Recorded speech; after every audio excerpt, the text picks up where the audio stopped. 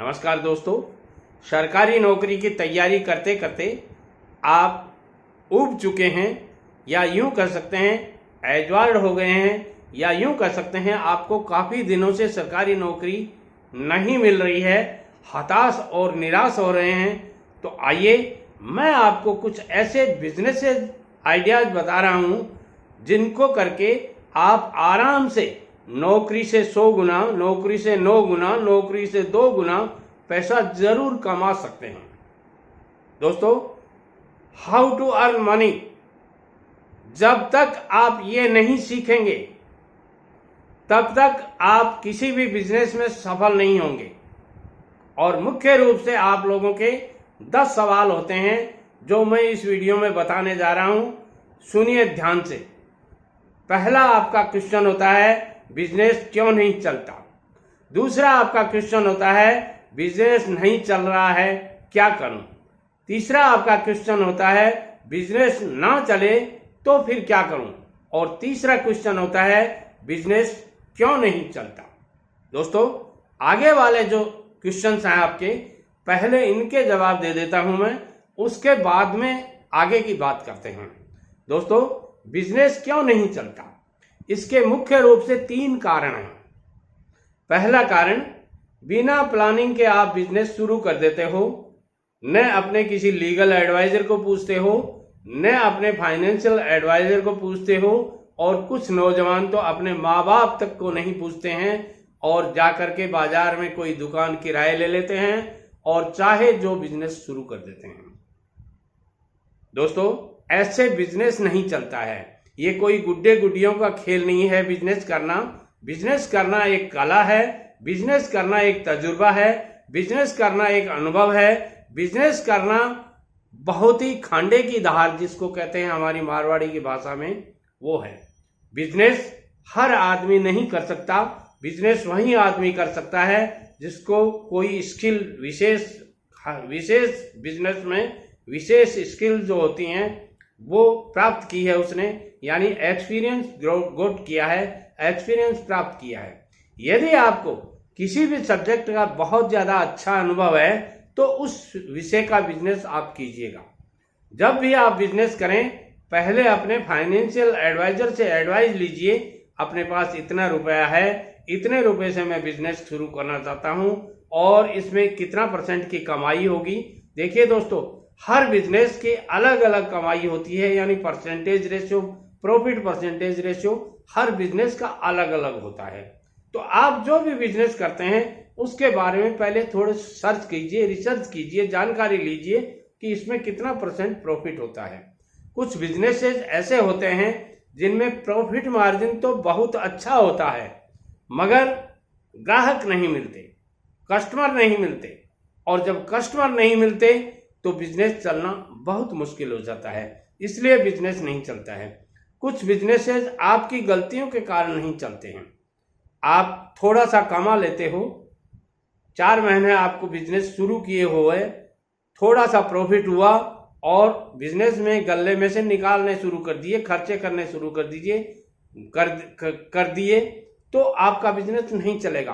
क्योंकि बिजनेस का पहला सिद्धांत है कि मेरा पैसा बिजनेस में ही लगना चाहिए। बिजनेस ये कहता है कि मैं जो कमा के देता हूं आपको, वो पैसा सिर्फ और सिर्फ बिजनेस में लगना चाहिए।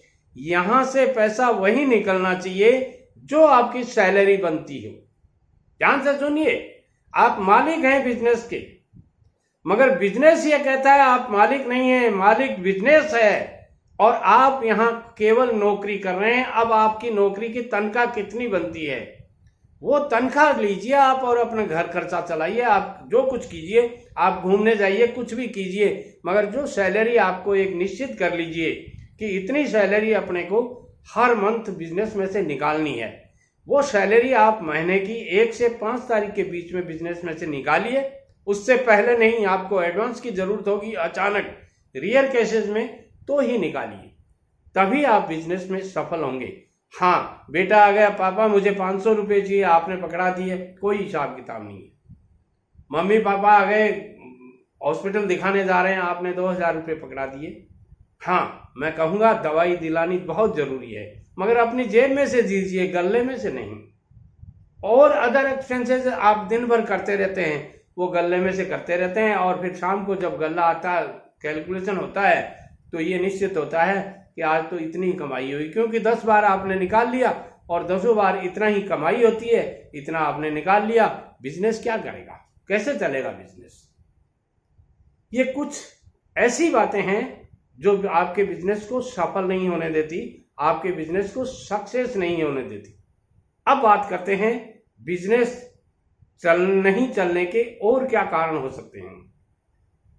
दूसरा कारण आपका है, आप फाइनेंशियल फ्रीडम होने से पहले कंफर्टेबल जोन में आ जाते हैं। बड़े सेठ बन गए ना, दुकान खोल कर बैठ गए, अपने आप को धन्ना सेठ मानने लग गए। अब एक दो नौकर चाकर जिनकी जरूरत ही नहीं है, इतनी बड़ी दुकान ही नहीं है, इतनी सहल ही नहीं होती है, आप स्वयं अकेले काम कर सकते हैं, मगर आपने 2 नौकर रखी। अब 2 नौकर की सैलरी आपकी दुकान से निकलनी मुश्किल हो जाती है, और तीसरी आपकी सैलरी निकालनी पड़ती है बिजनेस को। तो फिर बिजनेस कैसे चलेगा? होता क्या है, तीसरी साल दुकान के ताला लगता है, पापा जी घर बुला लेते हैं, छोटा मोटा सामान जो आपका बचा हुआ है वो आधे पौने दाम में बेच देते हो और कह देते हो बिजनेस फेल हो गया। ये कई कारण ऐसे हैं जो आपको बिजनेस में सफल नहीं होने देते। इसलिए यदि आप अच्छे बिजनेसमैन बनना चाहते हो, सफल बिजनेसमैन बनना चाहते हो, तो सफल बिजनेसमैन बनने के तरीके सीखने पड़ेंगे आप। उन तरीकों में से पहला तरीका बहुत ही शानदार तरीका है, नॉर्मल है, कोई विशेष बात नहीं है। आप कहेंगे मेरे को ही पता था ये। निश्चित टाइम बनाइए अपने बिजनेस पॉइंट पे आने जाने का। 8 बजे लोग आपके पहुंचने से घड़ी मिला सकें। अरे शर्मा जी की दुकान खुल रही है, शटर ओपन हो रहा है, 8 बज गए। लोग पूछें कैसे पता चला, घड़ी तो देखी ही नहीं तूने। अरे शर्मा जी की दुकान का शटर खुल रहा है ना, वो 8 बजने से 1-2 मिनट पहले खोल लेते हैं, ये 8 बज गए भाई। ये ऐसे आपकी लोग बातें करें, और शाम को 8 बजे आप दुकान बढ़ाते हैं तो जो ही शटर की आवाज होती है, अरे भाई जल्दी करो शर्मा जी की दुकान बढ़ गई।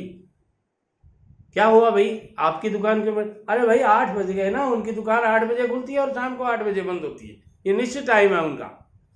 ऐसे यदि आप अपने बिजनेस पॉइंट पे समय का ध्यान रखेंगे, देखिए टाइम इज मनी, ध्यान दीजिए।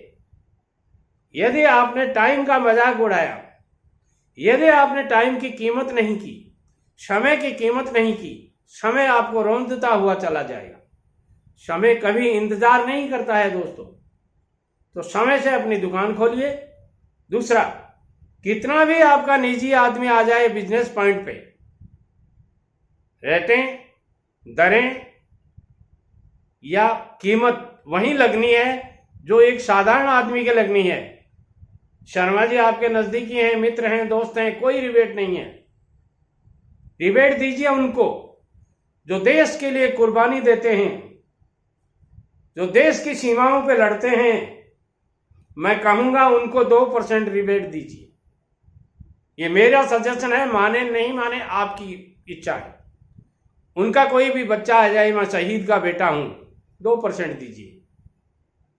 मैं सीमा पर लड़ने वाले सिपाही का बेटा हूं, 2% रिबेट दीजिए।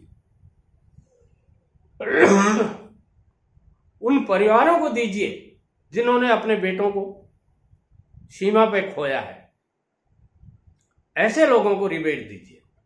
साधारण को रिबेट देने की कोई जरूरत नहीं है आपकी। हाँ, रेटें आप जो लगाएं वो सही लगाएं, वो सामान्य के भी उतने ही लगनी चाहिए और मेरे भी उतनी लगनी चाहिए। आपके घर में जाए तो भी वही रेट से आए, तब आपका बिजनेस चलेगा।